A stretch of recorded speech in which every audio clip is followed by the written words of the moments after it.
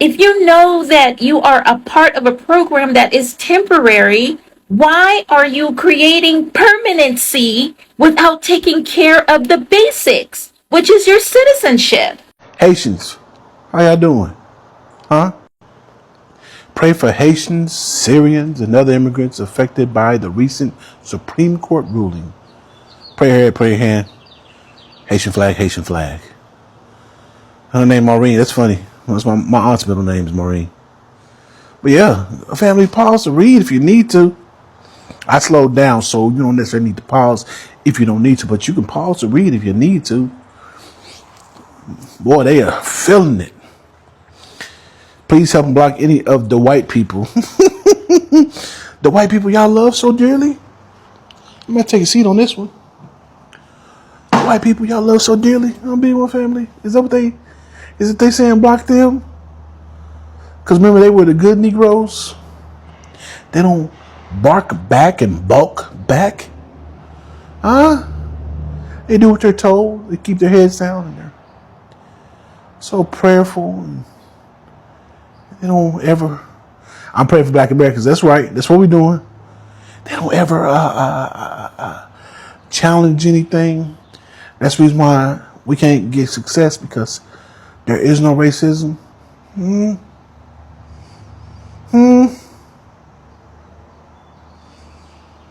300,000 Haitians. That's a nice little number for y'all to go back and build up your homeland.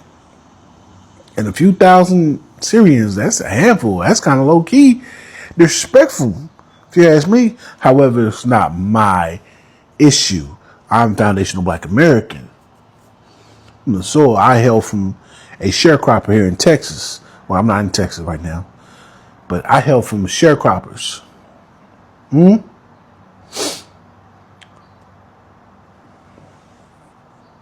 There's one sister to my. I assume, I'm going to assume, no, we don't assume nothing. We go and check and see. That's why I have to go to her page and look at her. All right, I'm looking at the forehead. The forehead look all right. The forehead check. But I let her know we don't run. We don't run. So that nonsense she talking about, yeah, we don't do that. I'm fine with immigration, legal immigration, but I digress. But since we have a crisis on our hand, I believe that the border should be closed to anybody wanting to come in for the next 15, 20 years, that part. But I do have a message for you temporary status, Haitians, Syrians, Somalians, whomever. Well, time is up. Some of you guys have been here 5, 10, 15, even 20 years under TPS.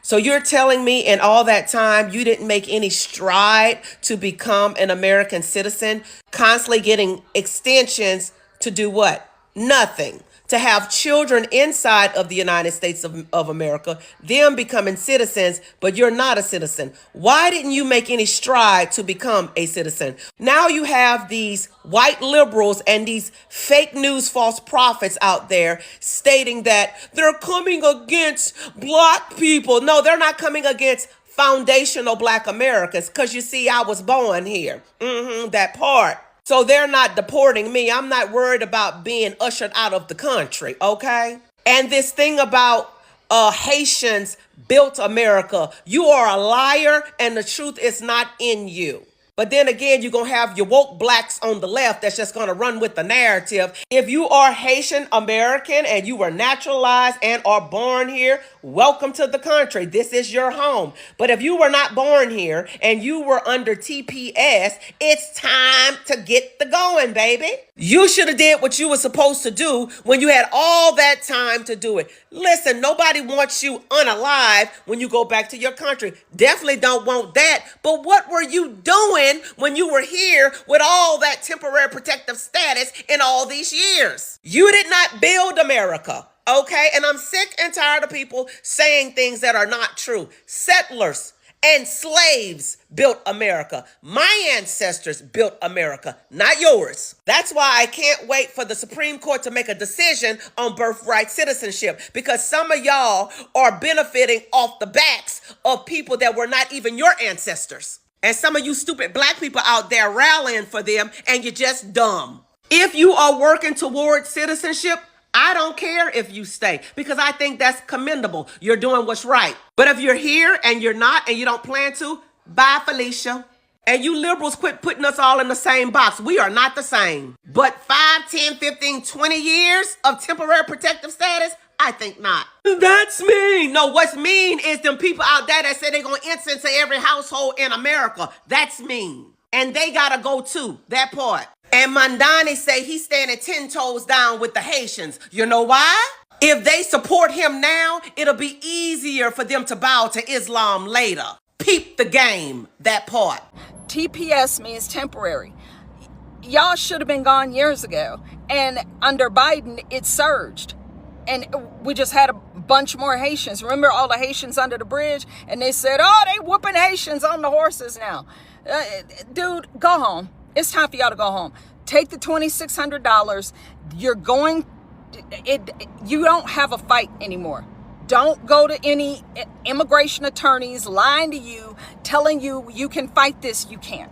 Supreme Court decided we're done. You got to go home. Oh, and by the way, let me add this. You can go next door to the Dominican Republic. Oh, that's right. No, you can't, because the Dominican Republic, they built a giant wall. Oh, I thought y'all didn't like walls. How come the left never mentions the Dominican Republic that's right next door to Haiti? How come y'all don't mention that? The Dominicans don't want Haitians in their country. And they built giant walls. They have soldiers protecting their borders. And they built barbed wire that you can't climb over. If you happen to, they'll shoot your monkey ass before you get over the fence. How come the left and the Democrats and the commies don't talk about that shit? Look it up. Dominicans right next door to Haiti. They don't want them there. But dump them in America. And then bitch, whine, moan, and complain when Trump gets them up out of here. When we demand that they get up out of here, you ain't got to put it on Trump, put it on us. We the people, 100 million of us voted for Trump to come back so this can take place. We want y'all out of here. You ain't nothing but a burden. You're expensive and you're violent. Remember eating the dogs, eating the cats. Yeah, y'all do that shit because you voodoo and you do that shit in your country. We don't want that here. We're Christians. We love Jesus. Get the fuck out. And yes, Jesus loves me. He knows I cuss. It's time for y'all to go. And if you're not willing to have a fair conversation about how the Haitians are dissed by the Dominicans, then we ain't got nothing to talk about. But don't put all that on us. Yeah, it's time for y'all to leave. We're not taking care of you anymore. Adios. The debate over immigration and deportation is once again dominating headlines, and emotions are running high across the country. As Haitian deportation continues to make news, many Black Americans are sharing their reactions online.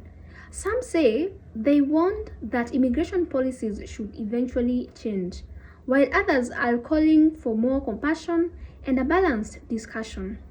Today, we are looking at different perspectives surrounding this issue and what people are saying and why this conversation has become so heated. Hey, Black Americans out there. And this is, I know it's FBA thing. I don't really like FBA. They do a little bit too much begging too. They kind of remind me of immigrants sometimes, the way they beg for handouts. But from our true Americans that we're here from this FBA, it would stand for that, right? The foundational ones, right? People like myself, whose relatives were slaves, whose last name come from slave owners, right? Like, here's the deal. There's a lot of talk going around because we're getting rid of all the Haitians now. And like these liberals and leftists and anti-Americans are getting online. So, oh, Black people, look out. They're getting the Haitians now. They're going to come get you, Black. Black Americans, we have nothing to worry about. We have nothing to do with these Haitians. Sorry, but that's it. Don't let nobody fool you. This is your country. Your family helped build this country. Your family helped put this together. Your bloodline was a part of this. Not these Haiti TPSers or any of these other third worlders coming up in here. Don't let them compare you and your bloodline to them. There's a difference. You're not a paperwork American, which, hey, listen, The paperwork Americans used to be great. These be hardworking immigrants coming from bad places that fought hard to get a chance, that came in and worked their tails off in America. Quite frankly, Americans would look at them and say, look, man, you know that kid's going to be a doctor. You know them Africans don't play. They're going to be doing work. Oh, you know them China don't let their kids play. They're going to be doing, them Indians, every day they doing home, they don't play. And then they mix it up and started letting the third worlders come in and a bunch of Islamists come in. And now, unfortunately, we see immigrant. We think of like freeloading criminals. Which, of course, we know that's not the case for the actual real immigrants, ones who actually go through the process. And I'm not talking about those welfare immigrants where we do a random lottery and go to a third world country and bring a bunch of them here because we feel bad. No.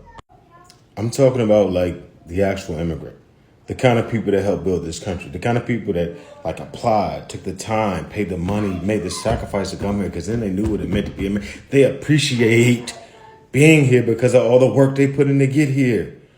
Those immigrants, unfortunately, are now being overshadowed by the illegals and the welfare immigrants the Democrats brought into our country.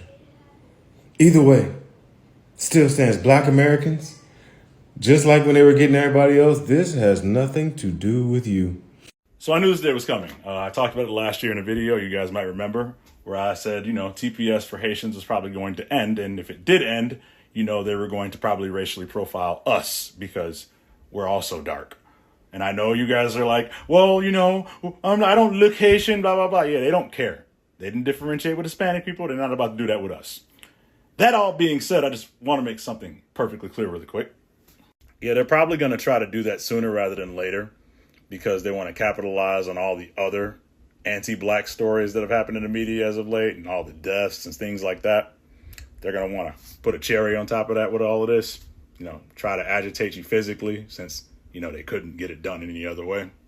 So, yeah, just be mindful, be prepared, strap up.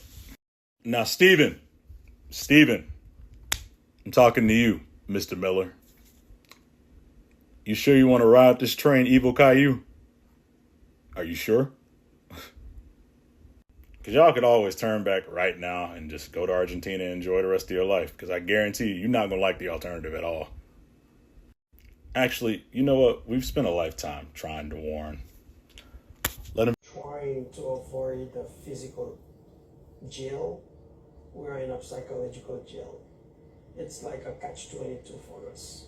The Haitian community here in Springfield is in paralysis right now, sheltering in place at home after TPS expired, fearful of an impending ICE raid from the Trump administration. While there's a vast psychological toll being put on the community right now, there's also an economic toll. I want to show you this Haitian supermarket right here in Springfield. As you can see right there, there is the Haitian flag right over there, and typically you would see this supermarket bustling, people coming in and out, buying goods like eggs, like cheese, like milk, their everyday goods. Instead, we have been here all day. Instead, we have seen no one walk in and out of this supermarket. People afraid to leave their homes, people afraid to run their errands, to live their everyday life as this Trump administration threatens yet another.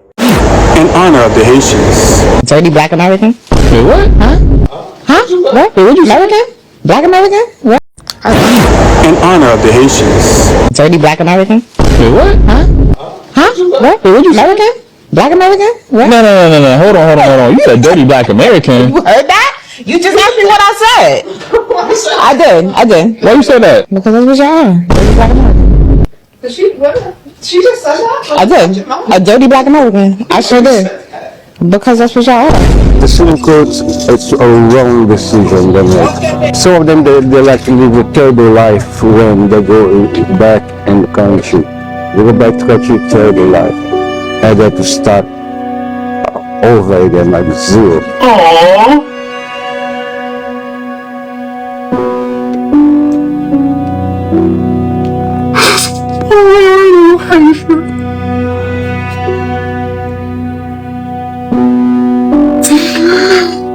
Time to go back home.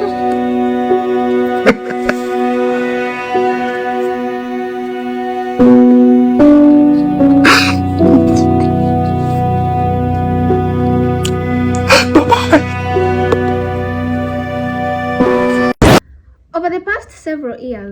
immigration has remained one of the biggest political issues in the United States. Questions about border security, TPS, asylum, and deportation has become central topics during elections and policy debates. Now, with changes in immigration enforcement and ongoing legal challenges, Haitian nationals have found themselves at the center of another national conversation. Supporters argue that immigration laws should be enforced consistently, while critics believe humanitarian concerns should remain a priority. As expected, social media has become filled with reactions from every side. Many Black Americans online say they have mixed feelings about what is happening. Some commentators argue that every country has immigration laws and that those laws should be enforced fairly regardless of nationality. Others point out that immigration debates often become emotional because they involve real families, careers, and futures. Another common opinion focuses on accountability. Some people believe individuals should always have a legal immigration plan instead of assuming temporary protection will last forever. At the same time, many others emphasize empathy, saying it is possible to support immigration enforcement while also recognizing the difficult situations many immigrants face. This differing viewpoint shows that there isn't just one opinion within the Black American community. Like most national issues, perspectives vary widely. The immigration debate goes far beyond politics. It affects the economy, labor markets, housing, education, healthcare systems, and local communities. These are issues that economists, lawmakers, and policy experts continue to debate. Supporters of stronger enforcement often argue that secure borders and consistent immigration policies help maintain an orderly legal system. Others argue that humanitarian programs remain important for people escaping instability or dangerous conditions. Finding the right balance between national security, legal immigration, and humanitarian responsibility continues to be one of the biggest challenges facing policymakers.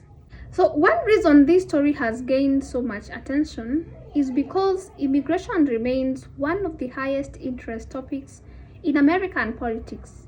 Whether discussing border security, deportation policies, work authorization, asylum reform, these issues influence elections, government policy, and public opinion. For many viewers, this isn't about one country or one community.